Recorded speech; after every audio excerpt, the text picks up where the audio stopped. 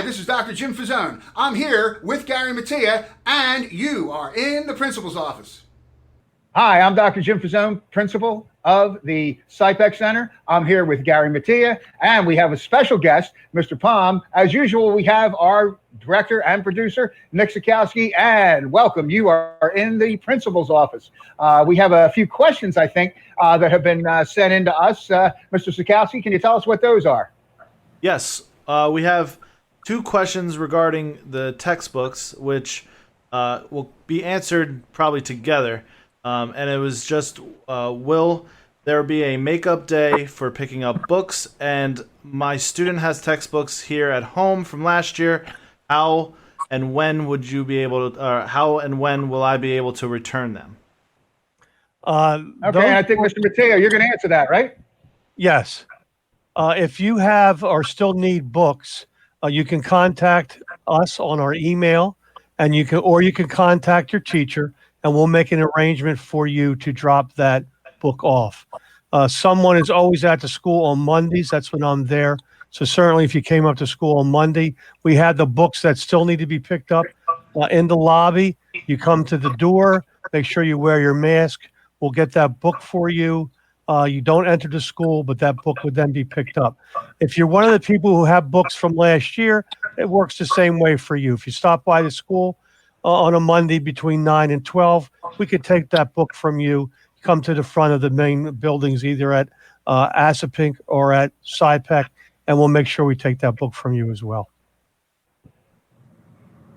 Very good. So our topic for today is pleasure reading. And pleasure reading is something that you can do at any time. I know you can take a look around and listen around. You probably hear your parents talking about books that they think are interesting, maybe magazines that they think are interesting. Some of your friends have probably talked about some books, and you've read some books and you have some recommendations. So by the end of the show, we're going to be asking you to send us in some recommendations for books. We're going to be talking about some of the books that we like. And our special guest today is Mr. Eric Palm, and he's our English teacher. Welcome, Mr. Palm. Hi, thanks for having me. So we're excited. The one thing I did notice last week on the book drop off and pickup is that you have as one of your books that you recommend or actually assign to your students, The Sirens of Titan by Kurt Vonnegut. Tell us a little bit about that book and why you picked that book.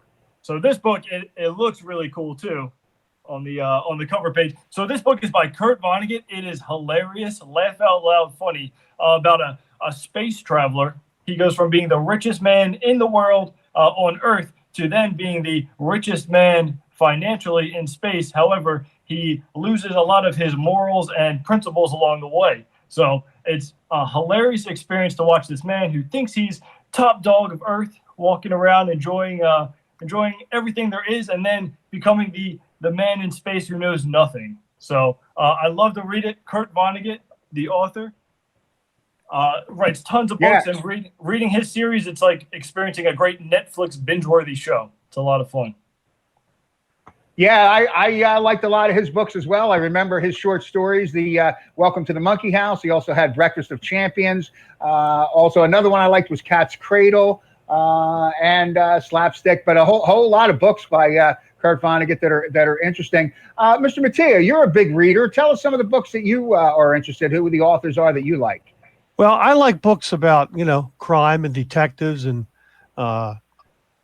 investigators. So a couple of the authors I like are James Patterson, and he writes he uses different characters in different books. I like him. And I also like Michael Connelly, the Bosch series. It's about a detective and out in LA, and I find them to be pretty exciting. I think the Bosch series is also that book is turned into a series. It's also on Amazon, so you can watch it on there as well. It's adult reading, but it's good. It's suspenseful, keeps me tuned up.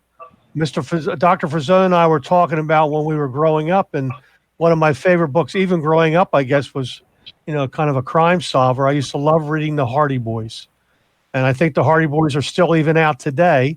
And Dr. Fazzone, I figured if it was the actual original author, he'd be about 140 now. So they must have someone else writing those books. But that was one of my favorite books growing up as a kid, is the Hardy Boys. Yeah, a little trivia for our folks who are listening. The Franklin W. Dixon, who wrote the Hardy Boys, and all of the other authors who wrote Nancy Drew, who wrote the Bobbsey Twins, who wrote Tom Swift. Frank that really, I'm not going to know his name, but Franklin W. Dixon, whoever the real author was, he started off writing those books and couldn't keep up with all the books because of the demand. So he hired aspiring writers back in the 20s to write those books. And then those aspiring writers just moved on. And then his daughter actually bought the company, and she carried out with the same process with the Hardy Boys files. But just a little bit of interesting trivia. Dr. Fazzone, who are some of the authors in the books that you like to read? Well, I actually have a little show and tell here, and I had a James Patterson book, but I can't find it. I think it's in the trunk. I was reading it at the beach, so I got a little bit disorganized. However, one of my favorite authors is Piers Anthony. He's 84 years old now, and he wrote the Xanth novels. He has a brand new Xanth book, and you can see it's Xanth. The first in the series is A Spell for Chameleon, and this is actually just right. It's his latest Xanth novel. It's 2020. It just came out.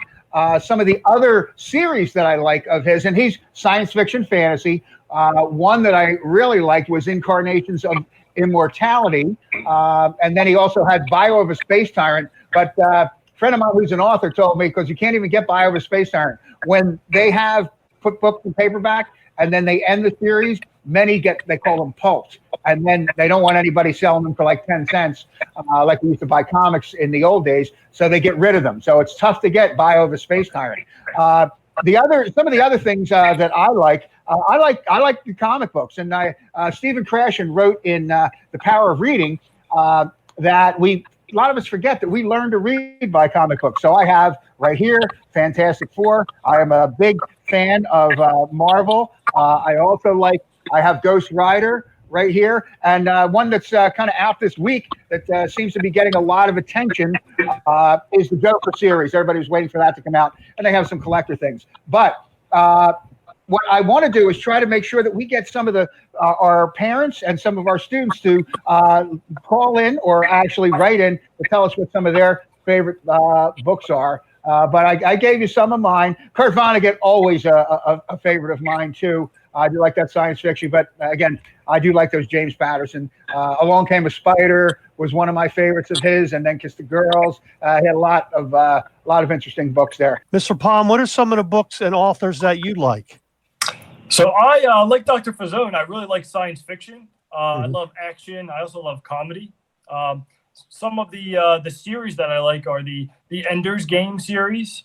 There's also the Ender's Shadow series by Orson Scott Card. Yes. They made a movie not too long about Ender's Game. It's really good. Like I said before, I love Kurt Vonnegut. I think I've read almost all of his books. And I also really enjoy this a contemporary author, a guy who's still producing a lot of text named Cormac McCarthy. His most famous text is probably called The Road.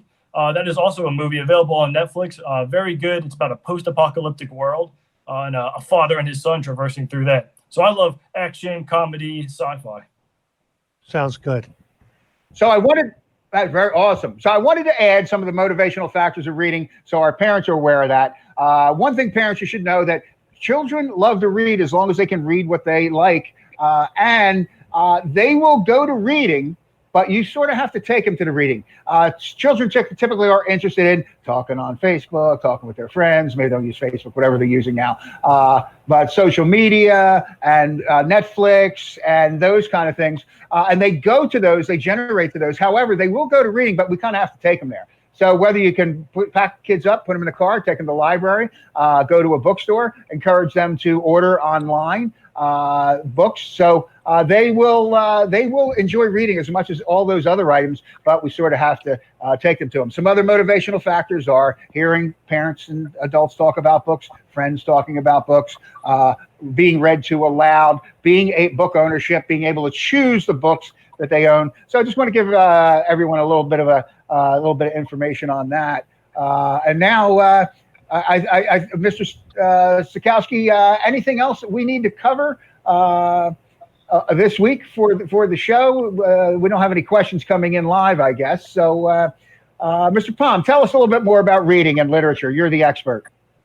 Yeah, so to be honest, when I was a middle school kid, elementary school kid, I did not like reading. I know I'm an English teacher, so that might be weird.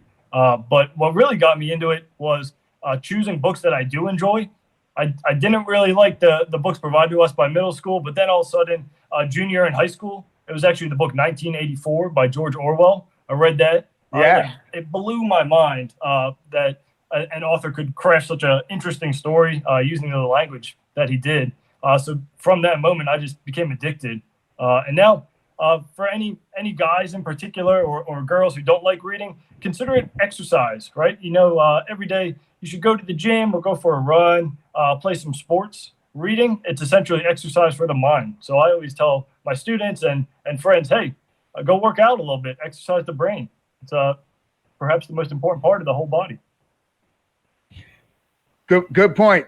So, Mr. Mattia, do we have anything else we want to talk about today? I don't think so.